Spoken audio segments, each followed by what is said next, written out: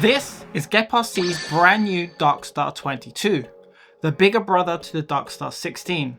Same bright orange look, same sleek, compact design, but this one's tuned for more power, more stability, and longer flights.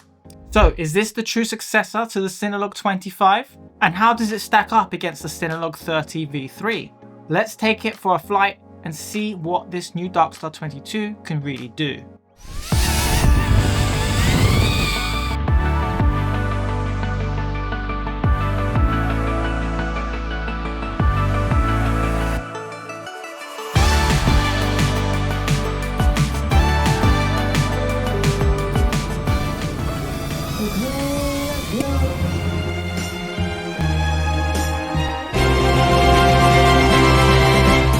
GEPRC just released the DarkStar 22, a sub 250 gram 2 to 4S micro Cinewhoop.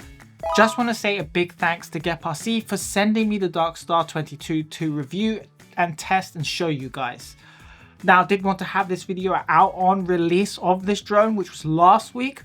Fortunately, living in Cyprus means it just takes a little bit longer to get here, but better late than never.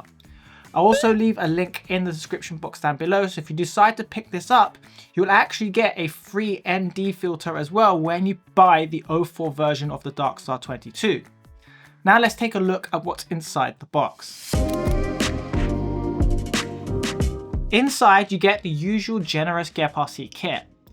Spare prop guards, a spare canopy and camera cover in the grey colour if you want to go a little bit more stealth, a spare battery strap, landing cover, a 5-pin terminal cable and a USB adapter, more on those later, spare props, the Gemfan 2219-3, and a battery grip, assorted screws, instructions, and the famous GEPRC stickers. To my surprise, there was no GEPRC keychain, but you might get lucky. I already have a bunch anyway. So everything you need to get flying with a few nice extras. Now that we've seen accessories, let's talk about the drone itself. The frame is solid. You have a carbon fiber base plate and then a tough plastic forming part of the chassis. And the canopy is the same tough plastic that houses the O4 Air Unit with a 5-point dampening system to reduce jello, similar to the DarkStar 16. Now it should handle light bumps and crashes, but if you hit something solid like concrete, well, it's not going to end well.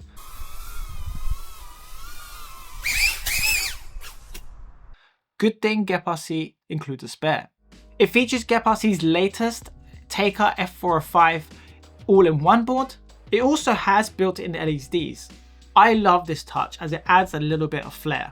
It looks great in low light and can even be toggled on and off. Now GEPRC also add a mounting spot for a mini GPS, though it sits a bit close to the O4 Air Unit, which could cause interference. To connect the drone to Betaflight, you need to use the included USB adapter with the P5 cable. Now the only thing that I changed in Betaflight was the OSD elements, just so it's consistent across my drones, and reconfigure the controls for the DJI remote controller. I have no idea why the arm switch is on a 3-position switch, and I also want to have similarity between my Tango 2 and the DJI remote controller. Overall, it's a great looking drone. Clean layout, compact build, and easy to service. And speaking of compact, let's talk about the weight and the batteries. Here's how the numbers break down for the O4 version of the DarkStar 22. Now I don't have a set of scales, but doing some quick math, we can see that from 2S all the way to 4S, all comfortably under 250 grams, which is great. Now the recommended battery for this drone is GEPRC Storm Lithium High Voltage 3S 720 mAh. Now this has an XT30 connector, so make sure your charger supports this.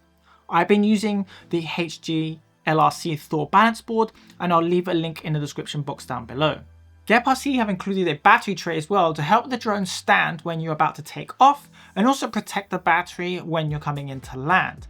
Personally, I'll skip this altogether. Just strap the battery, it feels a lot tighter and flies a little bit better too. Now let's see how that translates to real world performance. This thing runs on SpeedX2 1104 7500 kV motors with Gemfan 2219 props. And let me tell you, it flies so nice. Like all GEPRC drones, there's enough power for flips and rolls, but still smooth enough for cinematic shots. And GEPRC do a really good job with their tunes. And people ask me all the time, what are my rates? And the only way to properly evaluate a drone is to actually use the stock rates first before going ahead and change anything. But I'm really happy with the stock tune, so I don't change anything. That's your answer. It is light, so wind can push it a bit, but that's expected. What surprised me the most is that it's quiet. And GEPRC's smaller drones have been impressively quiet lately, especially when compared to the high-pitched DJI Neo.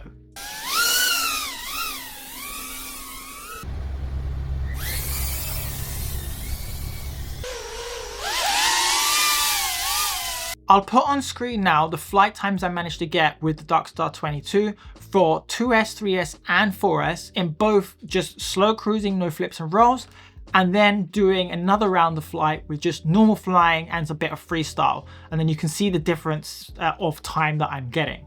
So GEPRC claims a 6-minute 45-second flight times, which is right on the mark because I was getting a 7-minute flight time with just cruising on a 3S, which is great. I prefer when manufacturers understate their flight times and then we end up with a nice surprise. So that is much better. DJI, take a note for your Mavic drones. Now, I didn't experience any jello or noticeable prop rush, just smooth flying and nice handling. Now, since this is a Cinewhoop, let's talk about the camera. Now, GEPRC did send me the DarkStar 22, but without the DJI O4 Air Unit. Luckily, I had ordered one for another video that's coming soon, so I just put it into this drone for the time being. And it's actually super easy to do. You mount it using the M2.6 and M2.5 screws, wrap the antennas around the rear, plug it in, and you're done. And everything you've seen so far in this video was shot in D-Log-M and color graded with my LUTs.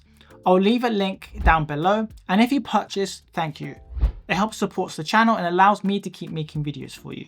Now, the O4 Air Unit's image quality speaks for itself. And if you buy the O4 version from GEPRC, you get a free ND filter, and this has been redesigned for a much better fit, unlike the older version which I have here, and this was just impossible to put on. And if you did get it on, it was impossible to take off and you could have cracked the camera. But luckily they've redesigned it. If you pick one up, let me know your thoughts in the comment section down below. For the time being, I actually use Freewell's ND filters and I use this across all my drones. And you can check out the FPV POV adventures I do with the Moz 7. You put a card up here somewhere. Now, if you're wondering if it supports the weight of an external camera like the Insta360 Go 3 or Go 3S, or even the recently released DJI Nano, it should support it. Unfortunately, I wasn't able to test this because there's actually no TPU mounts available for it. So if you do happen to design one for the DarkStar, let me know in the comment section down below. Leave a link for others to download your file. And you can send me a DM because I'd love to try it out too. If you're enjoying this video, I'd really appreciate a like.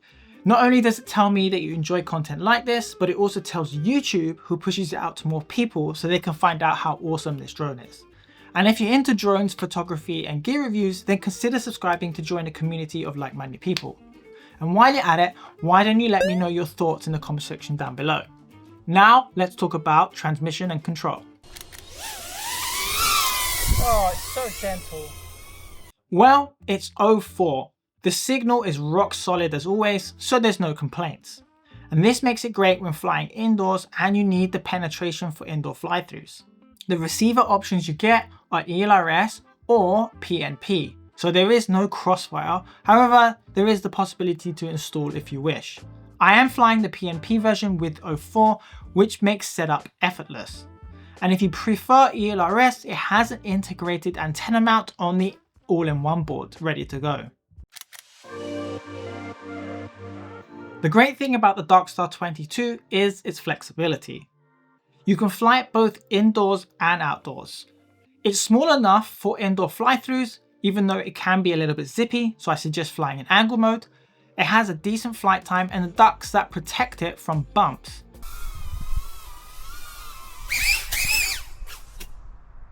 And outdoors, it flies smooth, handles tight spaces like playgrounds beautifully, and can even do a bit of freestyle. And if you wish, you can even fly this at night to enjoy the beautiful LEDs and maybe make some long exposure photos. I'll put a link up here to that video because this was awesome to do. This sits right between the Cinelog 30 and the DarkStar 16. And honestly, this might be the sweet spot of the three. Comparison video coming soon, so make sure you're subscribed. So let me give you my final thoughts for the DarkStar 22. A few things to keep in mind. The battery tray is a nice idea, but it isn't super practical, so I would skip this. The flight controller still needs a USB adapter, and this works fine, it's just not ideal in the field. Ideally, I would have preferred to have a USB-C directly on the board itself. It is 2025 at the end of the day. And because it's light, it can get pushed around in moderate wind. And right now, there aren't any official TPU mounts for external cameras yet. Everything else about this drone feels dialed in. It's quiet, under 250 grams, has O4 Pro, comes with a solid spares kit, built-in LEDs, option to install GPS, and you even get a free ND filter if you order the O4 version, which is a nice bonus. Overall, it's a great looking drone that flies smooth. The perfect balance of power, portability, and fun. If you're interested in picking up the DarkStar 22, I left a link in the description box down below and you get 5% off through that link, including the recommended 3S lithium high voltage battery. And I do recommend picking up a couple because they're actually super hard to find. Just note that GEPRC, when they ship internationally, they can only ship a maximum of 2 batteries per drone. It is an affiliate link, so I do get a small commission, but there's no additional cost to you, and it helps support the channel, so thank you very much. If you want more behind the scenes content of this channel, creator tips, and more, then subscribe to my free weekly newsletter called Weekly Focus. For now, why don't you check out my full review on the Cinelog 30V3 by clicking here, or the tiny but mighty DarkStar 16 by clicking here. Thanks for watching, see you in the next one.